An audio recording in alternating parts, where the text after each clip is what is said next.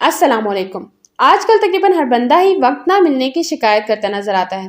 उसकी एक वजह तो ये है कि हम अपनी ज़िंदगी में डेली ऐसे बहुत से काम करते हैं जिनका कोई मकसद या प्रॉपर आउटकम नहीं होता। दूसरी वजह यह है कि ऑनलाइन मसरूफियात आपकी जान नहीं छोड़ती। जैसे फेसबुक और दूसरी सोशल मीडिया ऐप्स आपका ढेर सारा टाइम ज़ाया कर देती हैं। बल्कि ये कमबख्त सोशल मीडिया तो आपको चाय भी ठंडी करके पिलाता है।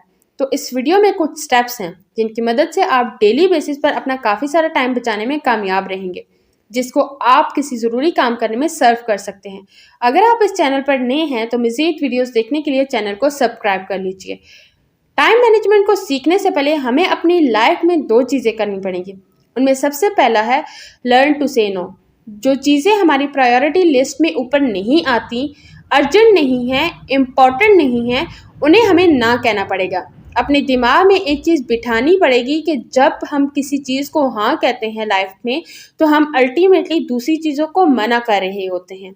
और दूसरी चीज़ जो हमें सीखनी पड़ेगी वो ये कि हम सबकी लाइफ में एक दिन के अंदर वही 24 आवर्स होते हैं, वही 1440 मिनट्स होते हैं, वही 83,400 सेकंड्स होते हैं। पर हम में से कई लोगों की लाइफ बहुत अच्छी होती है क्योंकि हम अफेक्टिवली मैनेज करते हैं, पर कुछ लोगों की लाइफ इतनी अच्छी नहीं होती। इसलिए टाइम मैनेजमेंट वर्क करता है, इसको सीखना और इम्प्लीमेंट करना बहुत इम्पॉर्टेंट है। इस वीडियो में हम टाइम मैनेजमेंट की 3 स्टेप्स की बात करेंगे, जिनमें सबसे पहला है कि सुबह उठते ही अपने सारे कामों की एक लिस्ट बना लें। फिर चाहे वो काम प्रायोरिटी में बहुत ज़्यादा हो, बहुत ज़्यादा इम्पोर्टेंट, बहुत ज़्यादा बड़े काम हो या बहुत ज़्यादा छोटे काम हो, सबको एक लिस्ट के अंदर हमें लिख लेना है। उसका दूसरा स्टेप होगा कि स्टीवन कॉवे की फेमस टाइम मैट्रिक्स को फॉलो करना। अब जिनको नहीं पता, स्टीवन कॉवे एक राइटर है जिन्होंने 7 habits of highly effective people नाम की बहुत फेमस किताब लिखी है। उन्होंने टाइम मैनेजमेंट की एक मैट्रिक्स को इंट्रोड्यूस किया है, जिसमें हमें क्या करना है कि अपने पेज के 4 हिस्से करने हैं। उसमें सबसे पहले हिस्से में हम वो काम लिखने वाले हैं जो इम्पोर्टेंट हैं पर अर्जेंट नहीं है, यानी उनको करना तो है लाइफ में, लेकिन अभी नहीं किया तो इतनी कोई परेशानी वाली बात नहीं हो जाएगी। जैसे एक्सरसाइज करना, हमें पता है हमें एक्सरसाइज रोज करनी है, वो इम्पोर्टेंट है हमारी हेल्थ के लिए, पर अभी 3 बजे या 4 बजे नहीं की तो मेरी जिंदगी में कोई आफत नहीं आने वाली। इसके अलावा मुझे फाइनेंस, टैक्सेस और इन्वेस्टमेंट के बारे में सीखना है, वो मेरी लाइफ में इम्पोर्टेंट है पर अर्जेंट नहीं है। इस पेज के दूसरे हिस्से में हम वो चीज़ें लिखने वाले हैं जो अर्जेंट भी हैं और इम्पॉर्टेंट भी हैं। जैसे अगर हमारा कोई एग्ज़ाम आ रहा है तो उसके लिए पढ़ाई करना अर्जेंट भी है और इम्पॉर्टेंट भी है।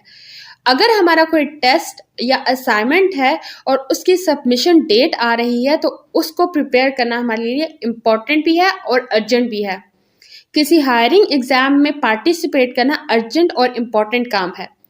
तीसरे हिस्से में हम वो काम लिखने वाले हैं जो अर्जेंट तो हैं लेकिन इम्पॉर्टेंट नहीं है। जैसे घर का कोई काम, ये हमारे लिए अर्जेंट तो है लेकिन इतना इम्पॉर्टेंट नहीं है।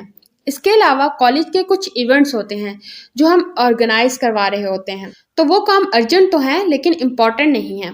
या फिर ईमेल रोज चेक करना हमारे लिए अर्जेंट तो है लेकिन इम्पॉर्टेंट नहीं है।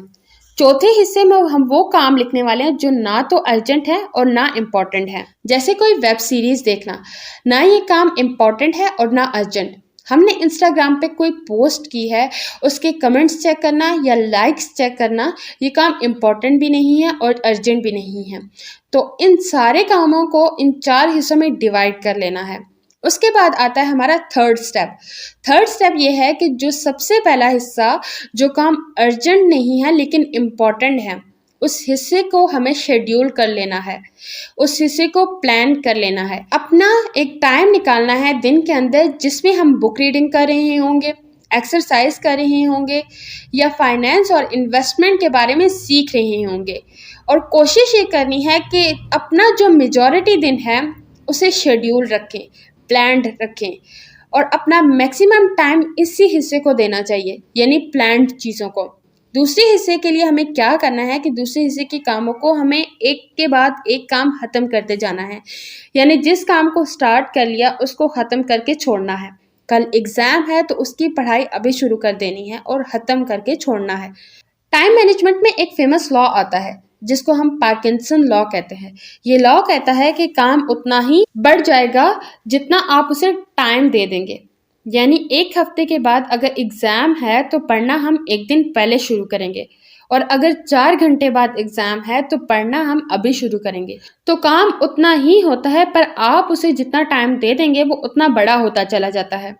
तो कोशिश करें काम को जैसे ही शुरू करें वैसे ही ख़त्म भी कर देना चाहिए। इस तरीके से अगर आप करेंगे तो आपके काम एक के बाद एक जल्दी जल्दी ख़त्म होते चले जाएंगे, और दूसरे हिस्से के काम जैसे ही ख़त्म हो जाएंगे वैसे ही हमें आना है अपने तीसरे हिस्से की तरफ। फिर इन कामों के लिए देखना है कि क्या कोई मेरे लिए ये काम कर सकता है। जैसे अपने किसी छोटे बहन भाई को बोल दें कि वो काम करने के लिए, और हम कोई और प्रोडक्टिव काम कर लेंगे। इस तरीके से डेलीगेट करना सीखना है, और अगर हम डेलीगेट नहीं कर पा रहे तो उसके बाद हमें इन कामों को ख़त्म करने की कोशिश करनी है, और फिर आना है हमें चौथे हिस्से की तरफ। यानी जो फ्री टाइम आएगा उसमें हमें अपने लेयर वाली एक्टिविटीज़ करनी है, उनको हमें मिनिमाइज करना है at least 5 to 10% of our time. अब टाइम मैनेजमेंट के जो ये 3 स्टेप्स हैं ये बहुत फेमस हैं, बहुत सारे लोग जानते हैं, पर फिर भी टाइम मैनेजमेंट पॉसिबल नहीं हो पाता क्योंकि हमारे पास कंसिस्टेंसी नहीं आ पाती। मतलब हम 1 दिन कर लेते हैं, 2 दिन कर लेते हैं, पर तीसरे दिन हम नहीं कर पाते। तो इसके लिए क्या करना है कि एक 7 डे प्लान बनाना है, जिसमें आपने लिखना है कि कब आपने ये तीनों स्टेप्स फॉलो किए हैं या नहीं किए। इस तरीके से हमें कंसिस्टेंसी बिल्डअप करनी है। लाइफ में अच्छी चीज़ों की एक खास बात होती है। फर्स्ट डे वो बहुत मुश्किल लगती है, सेकंड डे वो और भी ज़्यादा मुश्किल लगती है, लेकिन थर्ड डे वो बहुत ज़्यादा आसान हो जाती हैं। तो हमें करना क्या है कि थर्ड डे का टारगेट अपने दिमाग में रखना है और अपनी लाइफ में डिफ़िकल्ट चीज़ों को करते रहना है। तो 7 दिन में हमें टारगेट लेना है और टाइम मैनेजमेंट के तीनों स्टेप्स को अपनी लाइफ में इम्प्लीमेंट करना है विद द 7 डे प्लान। तो आई होप कि इस वीडियो से टाइम मैनेजमेंट के बारे में आप काफ़ी कुछ लेके जा रहे होंगे। सबसे इम्पॉर्टेंट चीज़ जो लेके जा रहे होंगे वो ये कि consistency is the most important.